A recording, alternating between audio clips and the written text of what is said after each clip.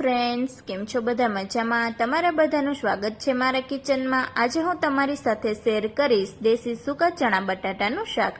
જોતાં જ મોઢામાં પાણી આવી જાય છે અને ગુજરાતીઓનું તો ફેવરેટ હોય છે આ શાક। તો તમે પણ મારી બધી જ ટીપ અને ટ્રિક્સને ફોલો કરી અને એકવાર જરૂરથી બનાવજો। તો તેના માટે અહીંયા મેં 4 થી 5 કલાક અગાઉ ચણાને પલાળી લીધા છે। આપણે જે રેગ્યુલર દેશી ચણા આવે છે તે જ છે, તેને 4 થી 5 કલાક અગાઉ પલાળી લેવાના છે। ત્યાર પછી અહીંયા એક કુકરમાં મેં ગરમ પાણી થવા માટે મૂકી દીધેલું હતું। તેમાં આપણે આ બધા જ ચણાને એડ કરી દેવાના છે। આપણે અહીંયા ચણા એડ કરવા ટાઈમે એક વાતનું ખાસ ધ્યાન રાખવાનું કે પાણી છે તે આપણે ગરમ કરી લેવાનું, ઠંડા પાણીમાં ડાયરેક્ટ ચણાને એડ નથી કરવાના। સાથે અહીંયા ઉપરથી 3 નંગ જેટલા બટાટાને એડ કરી દેશું અને ઉપરથી કુકરનું ઢાંકણ બંધ કરી અને પહેલા 3 વિસલ થવા દેશું। ત્યારે આપણા બટાટા છે તે સરસ બફાઈ જશે। તો તમે જોઈ શકો છો કે 3 વિસલ થઈ ગઈ છે અને આપણા બટાટા છે તે સારી રીતે બફાઈ ગયા છે। હવે આપણે તેને ચણાથી અલગ કરી લેશું અને ચણાને હજી આપણે 2 થી 3 વિસલ થવા દેશું। તો ફરીથી 2 વિસલ થઈ ગઈ છે અને ચણાને આપણે ચેક કરી લઈએ। તો તમે જોઈ શકો છો આવી રીતે ચમચામાં થોડા ચણા અલગ લઈ લેવાના। આ ટાઈમે ચણા ખૂબ જ ગરમ હોય છે, તેથી ધ્યાન રાખવું અને થોડું એવું હાથમાં પ્રેસ કરતા તરત જ દબાઈ જાય છે। આ આપણા ચણા છે તે પરફેક્ટ બફાઈ ગયા છે। જો તમે થોડા એવા બાફશો તો તમારું શાક છે તે વધારે કાચું લાગશે ખાવા ટાઈમે। હવે તેના વઘાર માટે અહીંયા મેં એક પેન લીધું છે અને તેમાં 3 થી 4 પાવડા જેટલું ઓઇલ લેવાનું છે। આ શાકમાં ઓઇલનું પ્રમાણ થોડું એવું વધારે રાખવાનું છે। ઓઇલ આપણું સારું એવું ગરમ થઈ ગયું છે। હવે એમાં આપણે રાઈ એડ કરી દેશું, જીરું એડ કરી દેશું, સાથે અહીંયા થોડી એવી હિંગ એડ કરી દેશું અને ત્યાર પછી આપણે જે સૂકા મસાલા લીધા છે તે અને મીઠો લીમડો છે તેના પત્તા પણ એડ કરી દેશું। બધા જ મસાલા સરસ રીતે સતળાઈ ગયા છે। હવે આપણે તેમાં આદું થોડું એવું લસણ અને અહીંયા મેં મરચાંની પેસ્ટ કરીને લીધી છે તે પણ એડ કરી દેશું અને ઉપરથી 1 વાટકી જેટલી ડુંગળી એડ કરી દેશું। નંગમાં જોઈએ તો 3 નંગ જેટલી ડુંગળી મેં કટ કરીને લીધી છે તે પણ એડ કરી દેશું અને સારી રીતે બધા જ મિશ્રણને હલાવી લેશું અને સારી રીતે આપણે તેને મિક્સ કરી લેશું।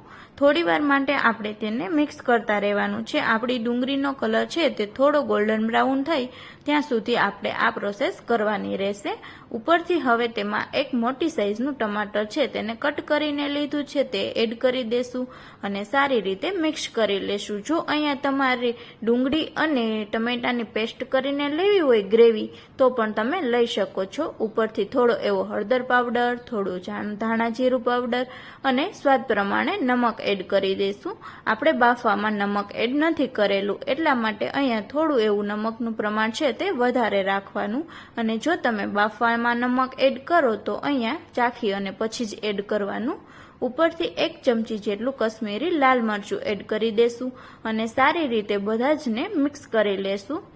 આપણી ગ્રેવી છે તે સરસ થઈ ગઈ છે। હવે આ ટાઈમે આપણે જે ચણા બાફેલા હતા તેને મેં અલગ કાઢી લીધા હતા અને સાથે બટેટાને પણ અલગ કરી લીધેલા હતા, તેને મેં અહીંયા બટેટાને કટ કરી લીધા છે તે એડ કરી દેશું અને બટાટાને આપણે આ મસાલા સાથે 1 થી 2 મિનિટ માટે સાતડી લેશું જેથી આપણા બટાટા છે તે સરસ સતળાઈ જાય।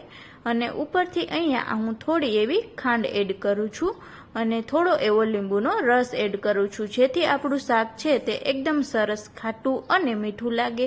અને જો તમારે આ બંને વસ્તુને એડ ન કરવી હોય તો તમે તેને સ્કીપ પણ કરી શકો છો। તો 1 થી 2 મિનિટ માટે આપણા બટેટા સરસ સતળાઈ ગયા છે। હવે આપણે ચણાને એડ કરી દેશું અને બધા જ મિશ્રણને સારી રીતે હલાવી લેશું।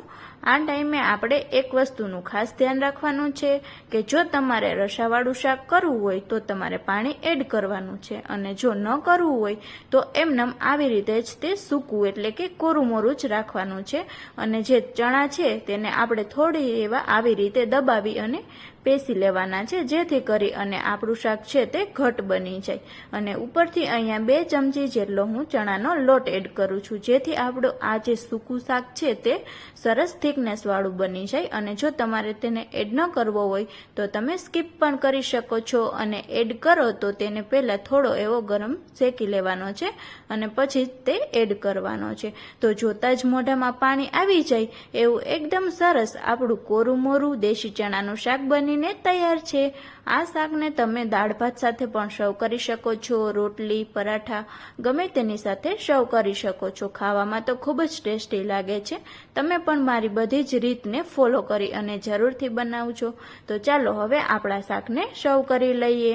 તો અહીંયા એક બાઉલ લીધું છે અને તેમાં આપણે આ શાકને સર્વ કરીશું. તો કેવો લાગ્યો વિડીયો મારો તે મને જરૂરથી જણાવજો અને જો તમે ચેનલમાં નવા હોય અને મારી ચેનલને હજુ સુધી લાઇક, શેર અને સબસ્ક્રાઈબ ન કરી હોય તો જલ્દીથી સબસ્ક્રાઈબ કરી દેજો. આવજો.